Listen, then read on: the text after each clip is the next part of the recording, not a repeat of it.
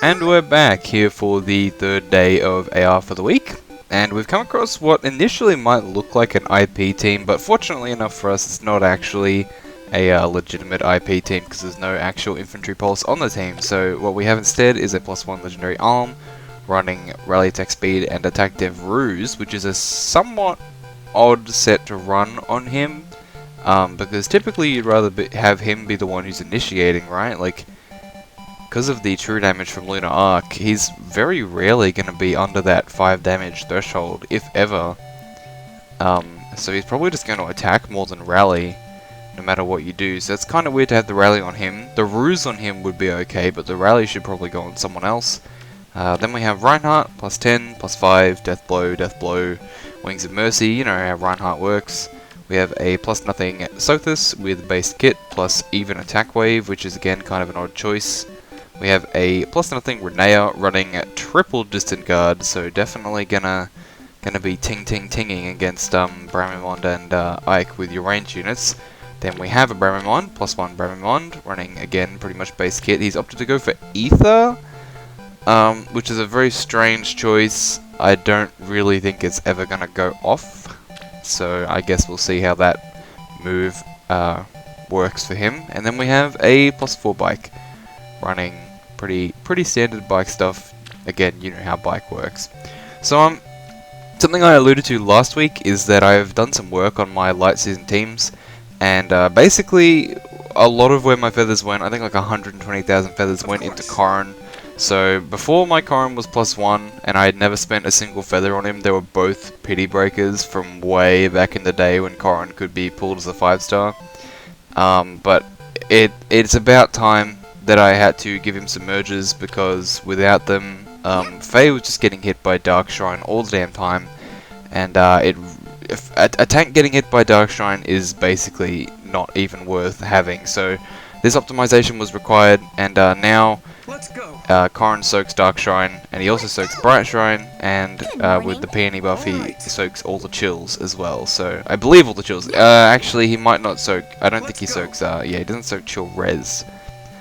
But that's not a super common scenario, and I think, yeah, air can soak chill res as well if that situation ever does arise. So she pretty much can have all debuffs soaked from her now, which means that she'll be a lot better as an actual tank. So now that I've got that explanation out of the way, my team and theirs, the way to take on this map seems pretty obvious. The two of the major 3 threats on the team are Alm and Reinhardt, and they're both baitable. Alm's not going to rally because he's going to do more than 5 damage thanks to the true damage from his Lunar Arc. And we're going to go ahead and rack up our free kills on Alm and Reinhardt. Easy peasy. Go ahead and do that. Now there's no like sudden panic on this team or anything stupid like that. We'll go ahead and get the full buff from... actually, do I want... yeah, we probably do want to give the full buff. We do want to give the full buff to Faye. So now her stats are looking hella stacked, and then on this side I guess we just get to work on getting towards the pot in the corner. Might take a while to get there.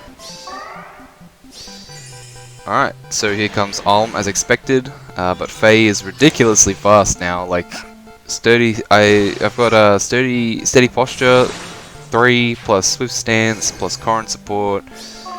It's a lot. And I've also swapped out Noontime for Soul, and this is exactly why. Because if this was a Noontime, she might not even be topped off right now. But because it's Soul, she actually gets some real healing. And that's not good. Why did you do that, Bramimon? Why? Why have you done this to me? That's not fair. You can't just do that. Ah, my favorite defense mythic strikes once again. Great. Well, there was always the chance of that happening. I assumed that Ike would move first, but I forgot that Bramimon didn't have an assist, and I forgot that that was a breakable block. So that's really fucking annoying. That's really annoying. I could probably keep this match. But I'm pretty confident in Light Season, so I think I might just take a break real quick and surrender here. We could pretty easily win this match though. Yeah. We definitely could. I don't know. Death's caress. I don't know if it's really worth keeping though. We could kill Bramimond. The glimmer And then it's pretty easy to go ahead and just kill Ike and Sothis and Renea. But yeah, I think we're going to surrender. We've still got 4 ladders. Light Season is generally easier than Astra. And I'm sure we'll have plenty of replay options, or rematch options rather, for the end of the week. So I'm going to take a quick break right here.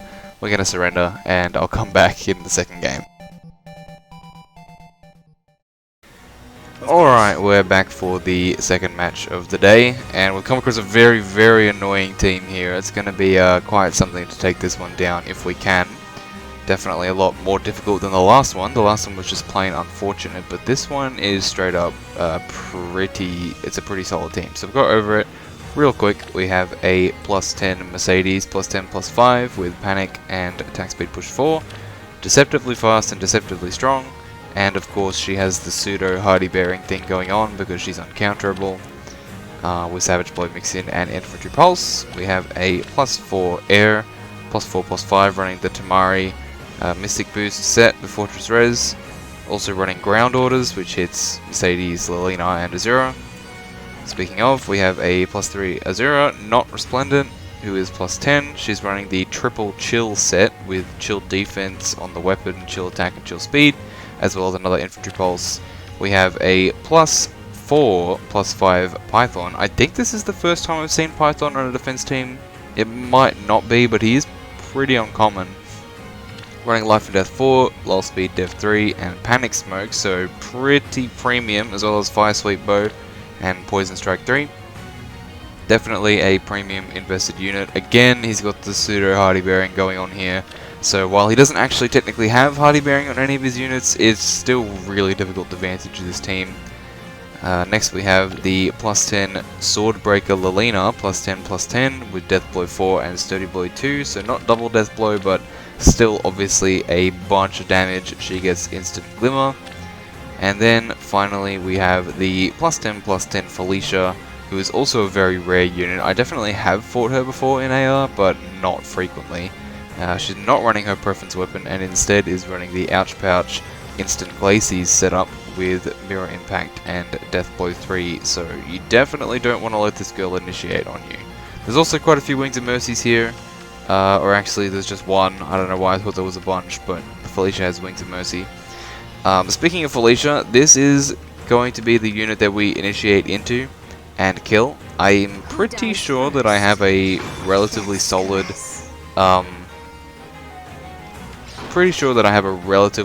plan to What's next? hit and run this particular team. So that is what we're going to attempt to do. On the first turn here, we're just going to set up our route.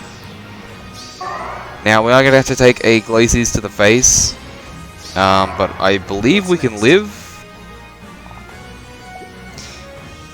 Okay, not quite what I was hoping for. I did the calc and I assumed that I'd be able to live, but this is probably a debuff thing. So I imagine that if I was not debuffed, Of course. that this would be okay.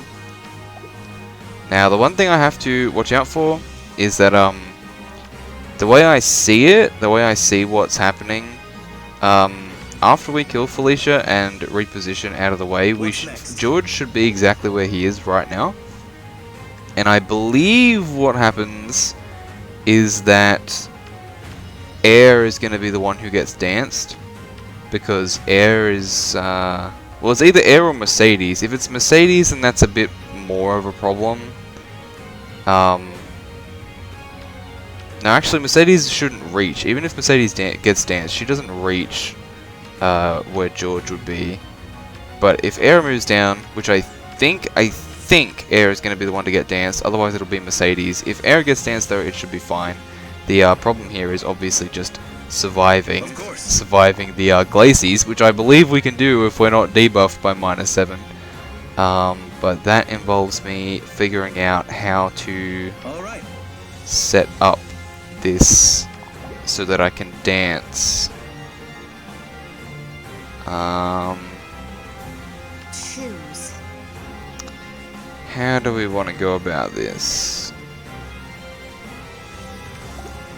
Need to have it so that I can get danced once and then still Reaper out of the way. So basically I kind of want like this panty or this panty where Robin is right now.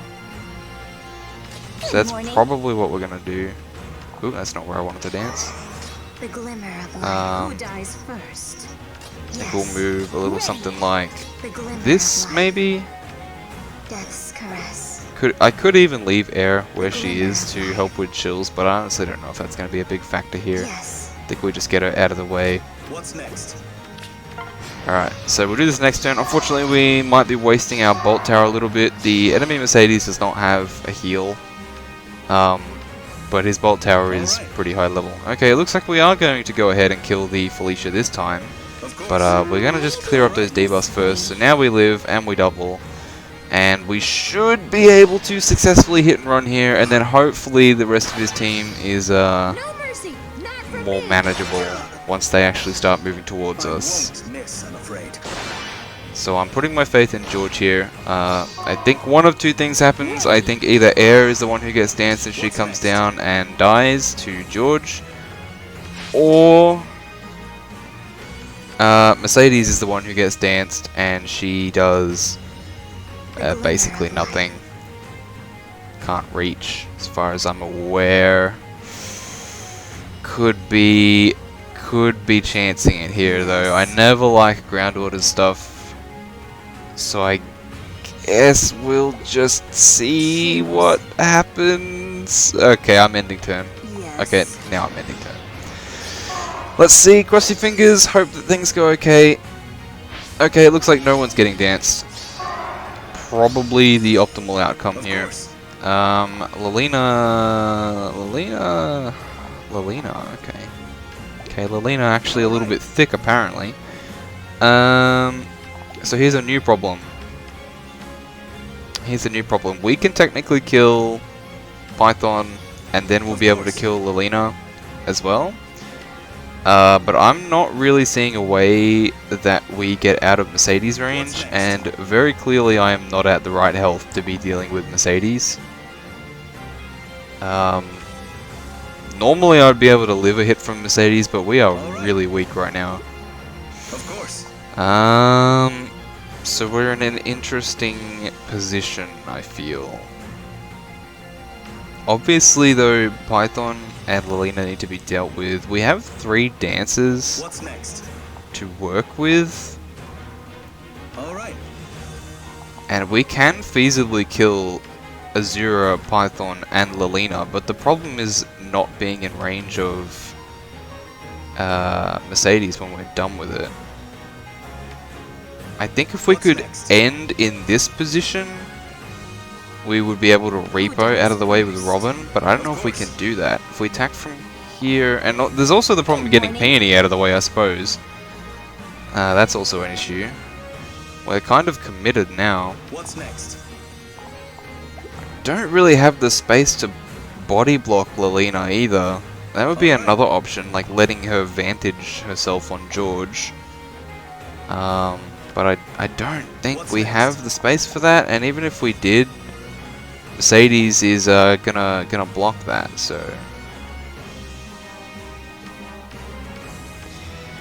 even if we were able to, like, for example, if we killed Lena and then gambled this trap to kill Mercedes, even if we did that, we'd still have a problem because we'd be we would vantage kill Air, and we might not even kill Azura.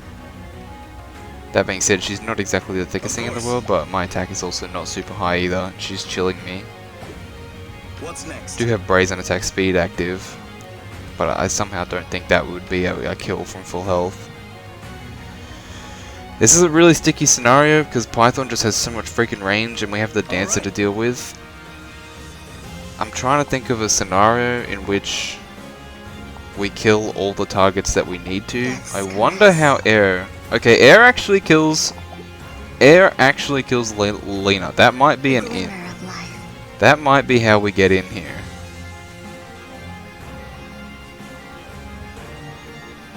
I think we might do that. Yes. And if we do it from here, we can actually repo with Grima as well, if we have to. That's actually really good news. Air is helping out, because that's actually Wings of Mercy coming into play right there. This is exactly why I keep that skill on her. Yes. It's very occasionally very useful. What's next? I think we might go ahead and do that. I can't really think of a better first play to make, so I think we're going to go ahead and kill the Lilina and see what we can do from there. I mustn't fail. Thank God Air has like infinite res. Merciful death. Thank God. Okay. So now Of what? course. Now we can technically kill both Python and Azura, but that comes at the expense of letting Mercedes come and hurt me. Maybe this The reason that my peonies are debuffed is the Tamari debuffs. That means that Mercedes would double morning. either of my peonies. She would double regardless, even if they weren't being debuffed, and they definitely die. They definitely die. All right. next? What if I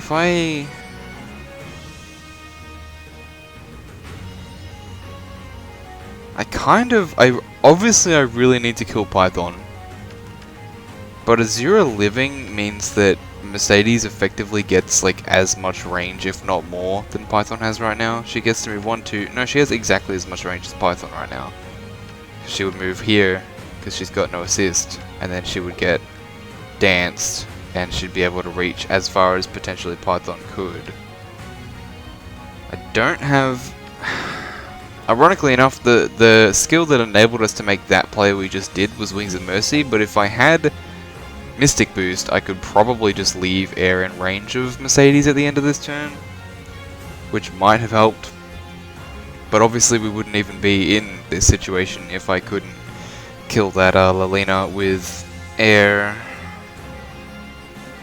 I suppose an alternative option is trying to completely disengage. We do have Wings of Mercies available, so the thing to do might actually be to just get the fuck out.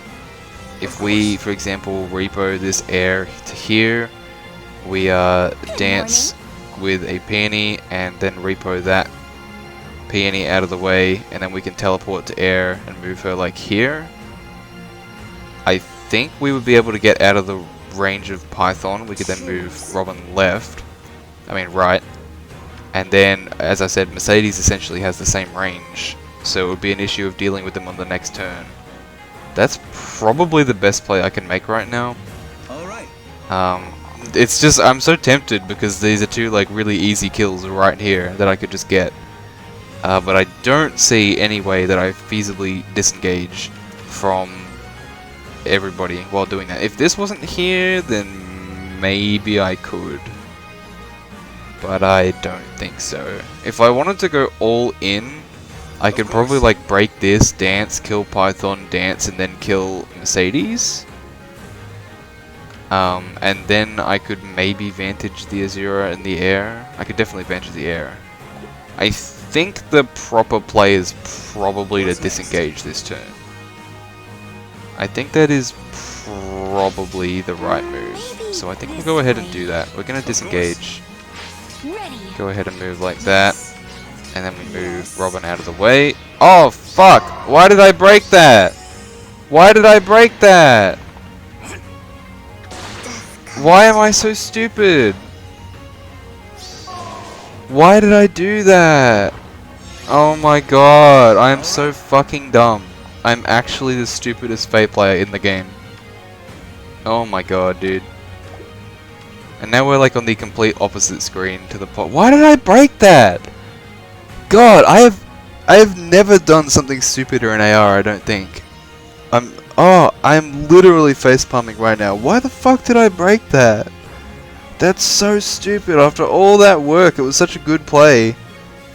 And I fucking broke a block I did not need to break. And now... Oh my god, dude. This is where, like, Divine Pulse in real life would be very useful. What's next? Look, I think we're just gonna play it out because I don't want this week to turn into a ladder graveyard on day 3. I think we'll be able to win here. If I don't get both pots, then that's kind of my lose condition. Of course. Yeah, we can go ahead and kill Mercedes. That's fine. Yeah, if we don't get both pots, that's kind of my lose condition. And obviously if someone else dies, then that's also a lose condition. But I think we might keep this one, just because typically losing one pot per week is not a huge deal. I mean, losing one unit per week is not a huge deal. Problem comes that it's turn 6 and the other pot is still on the other freaking side of the freaking screen. If I had air here, this would actually be super duper useful. Very good spot for her, but alas. Actually, we can get the pot next turn. As long as Azura doesn't move straight right, then we can get the pot. If she moves, like, directly to the right, then I'm going to be a little bit frustrated. Hopefully she doesn't do that. Yeah, I'm hoping that she doesn't do that. That would be frustrating. Okay, good. I'm pretty sure we can get all the pots and then gear. Yeah, we can do that. Alright, well that misplay cost me about 40 lift, but we are going to go ahead and finish this game out. This will be painless. It wasn't very painless, George. That was actually pretty painful. That was such a stupid mistake! Oh my god, that's frustrating. I know we won, but holy crap, why did I break that? For what purpose? Why did I think I needed to break that block? I was completely safe. Oh my fucking god, I am an actual gimp. Holy shit. Oh, that's so... Just fuck my shit up, dude. Just fuck my shit up. I'm not having a good time because of that. I need to reflect on that a little bit. That was a really poor... That was like an elementary mistake. Oh well, it's done. We completed our match. Just means that if we lose a unit from here on out, we have to ladder, otherwise things are going to look a bit dicey and I might not make it to tier 27. God, what a stupid mistake. Oh, that's so dumb. I can't believe I did that. We would have flawless that match if I didn't make that stupid mistake. That's really, really dumb. Oh well, enough moping. Shit happens, we all know it happens. We'll still make it to tier 27, we always do. We have 2 more replays today, and fortunately they're both successes. They happened at like pretty much the exact same time, so I didn't have a chance to put up my fishing team. But I didn't really, I don't know. Don't need it today, I guess. Plenty of other days in the week. Anyway, we'll go over the defense replays pretty quick because this video is pretty long already. We have a Peony, we have bonus unit Robin, we have legendary Leaf, who's always there.